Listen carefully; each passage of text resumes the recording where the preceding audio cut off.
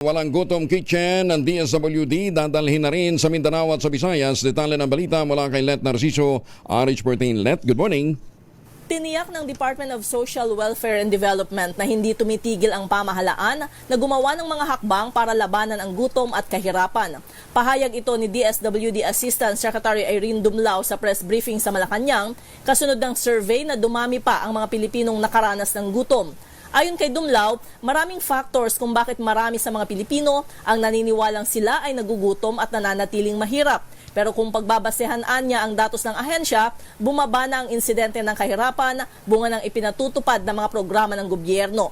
Kaugnay nito, sinabi ng opisyal na palalawakin na ang saklaw ng Walang Gutom Kitchen. Dadalhin na rin niya ang nasabing programa sa Visayas at Mindanao, gayon din sa iba pang lugar sa Kamaynilaan.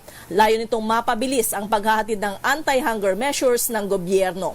Ito si Let Narciso para sa DZRH. Una sa Pilipinas, una sa Pilipino. Maraming salamat, Let Narciso.